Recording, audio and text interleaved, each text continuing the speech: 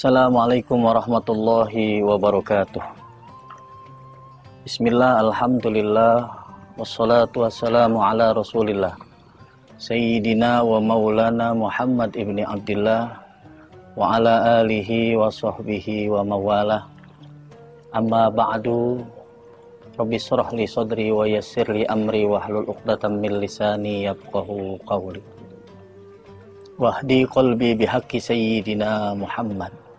Allahumma inna nas'alukal futuh wal munuh wal rusuh wa taubatan nasuh wa salahal jasadi war ruh. Para pemirsa TV One yang berbahagia, Assalamualaikum Nusantara. Marilah kita sama-sama panjatkan puji syukur kehadirat Allah Subhanahu wa taala. Alhamdulillah, atas izinnya kita masih bisa diberikan nikmat sehat wal afiat, nikmat panjang umur, terlebih lagi nikmat iman serta Islam. Yang mudah-mudahan kita selalu ada dalam lindungan Allah Subhanahu wa taala. Puji syukur kita panjatkan kehadirat Allah, salawat dan salam untuk Rasulullah Nabi kita Muhammad sallallahu alaihi wasallam. Para pemirsa TV One yang berbahagia, setiap kita merindukan ingin masuk surganya Allah Subhanahu wa taala. Tentunya harapan itu bisa kita dapati. Di antaranya baginda Rasul Nabi kita Muhammad sallallahu alaihi wasallam. Beliau pernah bersabda dalam hadisnya,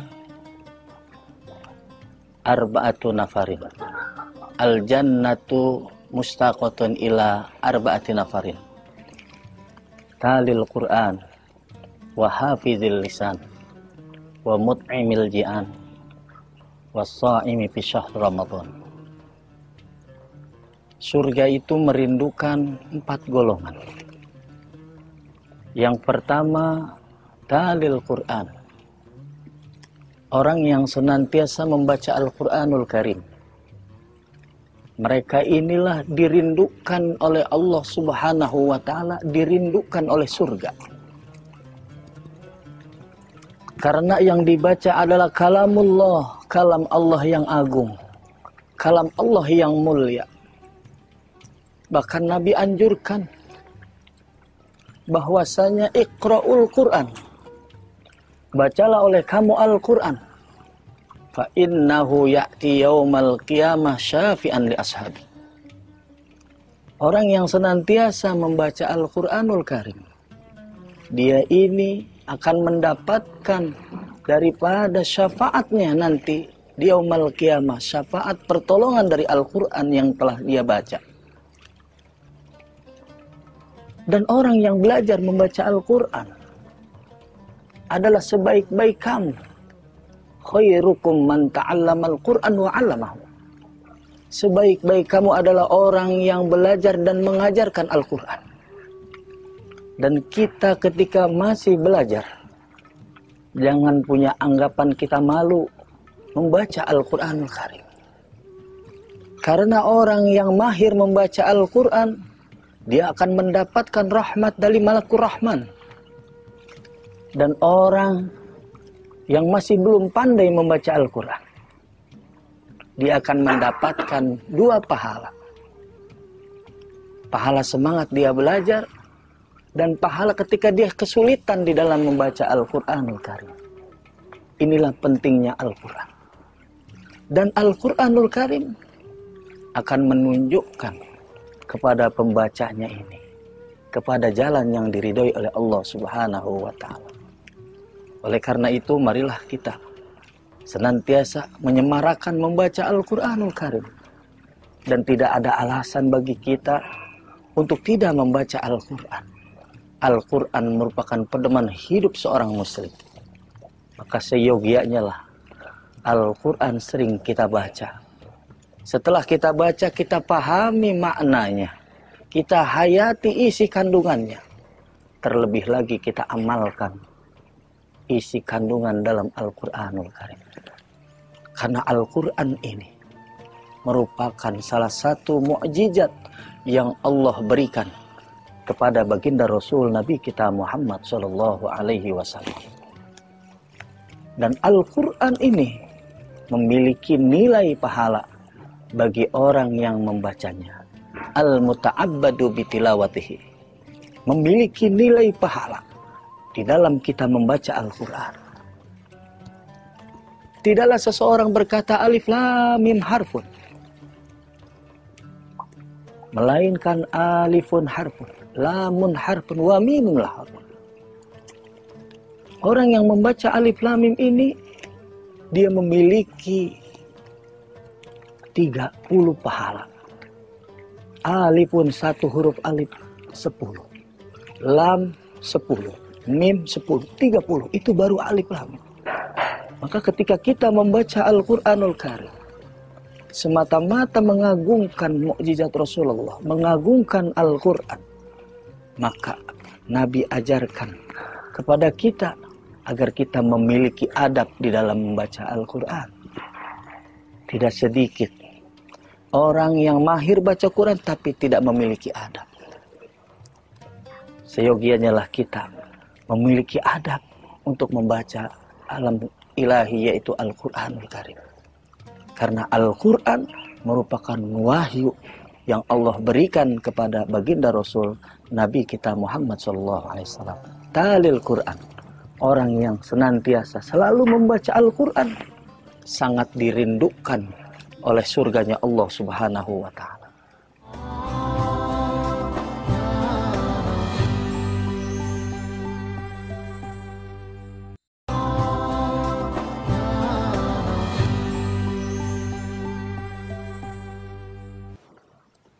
Para pemirsa TV One yang berbahagia, tidaklah seseorang mengucapkan alif lam mim harfun, akan tetapi ketika dia mengucapkan alif lam mim, itu memiliki 3 huruf. Yang pertama huruf alif, yang kedua huruf lam, dan yang ketiga huruf mim. Ketika dia membaca alif lam mim, ketika menyebutkan huruf alif, dia mendapatkan 10 pahala. Ketika dia mengatakan lam, dia mendapatkan 10 pahala. Dan mim, dia mendapatkan 10 pahala. Maka ketika dia mengucapkan alif lam mim, dia mendapatkan 30 pahala. Inilah kemuliaan Al-Quranul Karim. Ketika dibaca Al-Quran, memiliki nilai pahala. Sekarang kita introspeksi kepada diri kita. Dalam sehari ini, lebih banyak kita membaca Al-Quran. Apakah mungkin kita baca WA, SMS, dan yang lainnya? Perhatikan oleh kita. Mata kita lebih sering melihat Al-Quran atau melihat HP kita, gadget kita? Inilah kita harus tafakurkan dalam diri kita. Jangan sampai nanti Al-Quran melaknat kita. Al-Quran ini merupakan mukjizat. Bahkan ada dalam sebuah riwayat dijelaskan, di dalam kitab Al-Qirtos, ada seorang laki-laki meninggal dan meninggalkan istri serta anaknya yang masih di dalam kandungan. Setelah lahir jabang bayi, lalu diuruslah oleh seorang janda ini, dibesarkan. Setelah berusia 10 tahun, anak ini dihantarkanlah ke guru ngaji agar diajarkan membaca Al-Quran. Yang mana ini riwayat dialami oleh Nabi Isa alaihissalam. Ketika Nabi Isa alaihissalam melewati sebuah kuburan, dia melihat di dalam kuburan itu ada seseorang yang sedang disiksa oleh Allah Subhanahu wa Ta'ala. Lalu ketika esok harinya Nabi Isa alaihissalam, beliau melintasi kuburan itu lagi dan melihat makam yang kemarin yang sedang disiksa orang tersebut tersekarang sedang tersenyum. Lalu Nabi Isa bertanya kepada Allah, "Ya Allah, segitu cepatnya azabmu merubah menjadi nikmat. Ada apakah gerangan?" Ternyata Nabi Isa diperintahkan oleh Allah untuk mengunjungi seorang janda itu dan melihat apa yang dilakukan. Ketika anak itu dihantarkan ke rumah seorang guru ngaji, diajarkanlah anak itu yang pertama kali, yaitu bacaan Bismillahirrahmanirrahim. Seraya guru berkata, "Wahai nak, ikutilah Ustadz membaca Bismillahirrahmanirrahim." Kemudian diikuti oleh seorang anak itu mengatakan Bismillahirrahmanirrahim. Apa yang terjadi? Karena seorang anak ini sedang belajar ngaji, yang pertama kali diajarkan gurunya itu bacaan Bismillahirrahmanirrahim. Pada saat itulah Allah langsung memberikan pahala kepada orang tuanya yang telah meninggal dunia dengan bacaan Bismillahirrahmanirrahim. Itu baru bacaan Bismillahirrahmanirrahim. Belum lagi kita membaca Al-Quran sampai 30 juz, 114 surah, tentunya memiliki nilai yang sangat besar. Oleh karena itu, mari kita semarakan setelah kita melakukan aktivitas, di saat kita telah melaksanakan ibadah sholat, ataupun di saat-saat kita memiliki waktu yang senggang, perbanyak kita membaca Al-Quranul Karim. Walaupun sedikit demi sedikit, itulah amalan yang sangat dicintai oleh Allah. Ahabbul a'mal ilallah wa in qalla adwamuha. Amal yang sangat dicintai Allah, walaupun sedikit tapi berkesinambungan, walaupun sedikit berkelanjutan. Kemudian yang kedua, yang sangat dirindukan Allah dan surganya Allah Subhanahu wa ta'ala adalah wahafizil lisan. Orang yang bisa menjaga lisannya. Inilah pemirsa, bahwasanya orang yang bisa menjaga lisannya sangat dirindukan oleh surganya Allah Subhanahu wa ta'ala. Lidah ini bentuknya kecil, tapi bisa berakibat fatal ketika kita tidak bisa menjaga lisan ini. Selamat seseorang ini tergantung dia bisa menjaga lisannya. Salamatul insan fi hibdil lisan. Tidak sedikit dari bahaya lisan ini. Terkadang kita keluar kata-kata yang menyinggung perasaan saudara kita, menyinggung perasaan kawan kita, tanpa kita sadari dan kita tidak saring dari perkataan ini. Dan perkataan ini akan dicatat oleh Allah melalui malaikat raqib dan atid. Tidaklah keluar dari mulut ini, melainkan malaikat akan mencatat. Orang yang menjaga lisannya, yang tidak menebar berita hoak, ini pun bagian menjaga lisan. Tidak sedikit orang yang terpeleset gara-gara lisan. Oleh karena itu, Nabi mengingatkan kepada kita, Kul khairan aw liyasmut. Berkatalah yang baik-baik. Kalau sekiranya kita tidak bisa berkata yang baik-baik, lebih baik diam. Karena diam itu akan lebih selamat buat kita. Oleh karena itu, tentunya menjaga lisan ini sangat penting di saat kondisi kita seperti ini. Tidak sedikit gara-gara lisan ini akan terjadi perpecahan.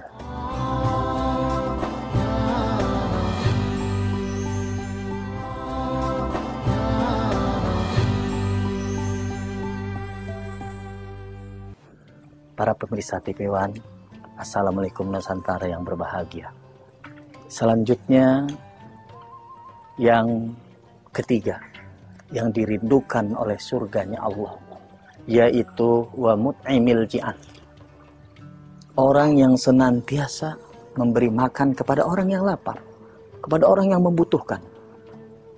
Tidak sedikit di saat kondisi seperti ini, berapa banyak saudara-saudara kita selama pandemik ini dalam keadaan kesulitan, sulit ekonomi dan sulit segala-galanya. Maka bagi kita yang memiliki kelebihan rezeki, marilah kita saling berbagi. Ini bagian daripada wa mut'imil ji'an. memberi makan kepada yang lapar. Sekecil apapun yang kita berikan akan punya nilai di hadapan Allah Subhanahu wa taala. Satu ketika Rasulullah Shallallahu alaihi wasallam di rumahnya didatangi oleh seorang ibu dengan 2 orang anaknya. Yang satu anaknya digendong, yang satu anaknya dituntun. Datang ke rumah Rasulullah, lalu bertemu dengan istri Rasulullah Shallallahu alaihi wasallam. Seraya berkata, "Wahai istri Rasulullah, kami ini dalam keadaan lapar." Setelah mengutarakan hal demikian, lalu Aisyah istri Rasulullah Shallallahu alaihi wasallam, beliau melihat ternyata tidak ada hidangan makanan, yang ada hanya 3 butir kurma. Lalu diberikanlah oleh Aisyah kepada seorang ibu dan 2 anaknya yang masih kecil ini. Lalu diberikannya anak yang dituntun 1, yang digendong 1. Seraya betapa nikmatnya dia makan. Si ibunya dikasih 1, tapi kurmanya tidak dimakan. Lalu Aisyah bertanya, "Wahai ibu, kenapa kamu tidak makan itu kurma?" Ibu itu berkata, "Saya khawatir anak saya minta nambah." Ternyata apa yang terjadi? Setelah anaknya yang 2 orang ini memakan kurma, setelah habis dia memakan kurmanya, akhirnya dia meminta lagi kurmanya. Karena sudah tidak ada, maka kurma yang 1 milik ibunya ini dibelah 2, diberikanlah kepada anaknya yang digendong dan anaknya yang dituntun. Seraya terenyuh Aisyah istri Rasulullah SAW. Betapa sedihnya. Luar biasa perjuangan seorang ibu. Dia bela-belain tidak makan kurma, menahan laparnya demi anaknya. Setelah itu mereka berlalu dan Rasulullah SAW kembali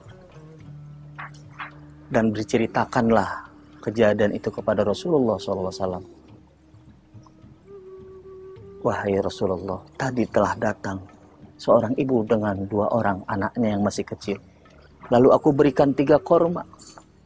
Dimakanlah 2 kurma oleh anaknya yang kecil itu dan yang 1 untuk ibunya. Tapi nama ibunya tidak dimakan karena khawatir diminta." Ternyata apa yang terjadi? Betul. Seorang ibu itu membelah kurmanya itu menjadi 2, diberikanlah kepada anaknya. Lalu Rasulullah SAW menyampaikan, "Wahai istriku Aisyah, seorang ibu ini dengan 1 butir kurma yang dibelah, yang 1 buat anaknya yang dituntun, yang 1 buat anaknya yang digendong ini, itu menjadikan pahala buat dia. Yang 1 potongan ini menghantarkan dia ke dalam surganya Allah Subhanahu wa taala. Dan yang 1 potongannya lagi itu menutupi daripada pintu neraka." Sekecil yang diberikan seorang ibu ini menjadi nilai pahala di hadapan Allah Subhanahu wa taala. Apalagi kita. Ketika kita memberi kepada orang yang dalam kelaparan, membutuhkan, akan mendapatkan nilai pahala yang besar. Jangankan kepada manusia, kepada makhluk ciptaan Allah. Apapun itu bentuknya, baik itu hewan ataupun binatang ataupun tumbuh-tumbuhan, itu punya nilai di hadapan Allah. Karena itu pun mereka semua adalah makhluk ciptaan Allah. Seorang wanita diazab oleh Allah gara-gara dia tidak memberi makan minum seekor kucing. Seekor kucing yang dia kurung dengan sebuah kandang, tidak diberikan makan dan minum. Padahal seorang wanita ini ahli ibadah. Siang berpuasa, malam beribadah, sholat, tahajud, gak berhenti. Tapi karena dia menyakiti makhluk ciptaan Allah yang bernama kucing, maka gara-gara kucing yang disakiti sampai mati, wanita ini walaupun ahli ibadah, dia dimasukkan ke nerakanya Allah Subhanahu wa ta'ala. Lalu ada seorang pekerja seksual di zaman Bani Israel. Pada saat itu kemarau panjang. Dia kehausan, lalu kemudian dia menjumpai di gurun pasir ada sebuah sumur. Dilihat ada airnya. Dengan segera dia turun dengan menggunakan sepatunya. Dia ambil itu air yang ada di sumur. Dia minum. Betapa senang hatinya. Bahagia, hilang dahaganya. Lalu kemudian tidak lama berlalu dari sumur tersebut, melihat ada seekor anjing yang sedang kehausan menjulurkan lidahnya ke tanah. Terbesit dalam pikirannya betapa anjing ini pasti kehausan seperti saya. Dengan spontanitas dia turun kembali ke dalam sumur, diambil dengan sepatunya, diberikan itu air kepada seekor anjing. Maka anjing itu pun segar kembali, lalu berlalu seraya berterima kasih karena sebab memberi minum seekor anjing. Seorang pekerja seksual ini senantiasa diampuni dosanya oleh Allah Subhanahu wa ta'ala karena kebaikannya. Oleh karena itu, janganlah pernah kita berpikir apa yang kita berikan ini tidak ada manfaatnya. Kalau betul kita ikhlas, insya Allah, Allah pasti akan membalas segala perbuatan kita semuanya. Yang terakhir, yang sangat dirindukan oleh surganya Allah Subhanahu wa ta'ala adalah orang yang berpuasa di bulan suci Ramadan. Mudah-mudahan dari rangkaian ini kita dapat mengamalkannya. Yang pertama, kita membiasakan membaca Al-Quranul Karim. Yang kedua, marilah kita menjaga lisan kita dari berkata-kata yang tidak baik. Kemudian yang ketiga, wa mut'imil ji'an, memberi makan kepada orang yang lapar. Dengan kita memberi ikhlas karena Allah, Allah tidak akan pernah menyia-nyiakan amal seorang hamba di dalam kebaikan. Dan yang terakhir, yang keempat adalah orang yang puasa di bulan suci Ramadan.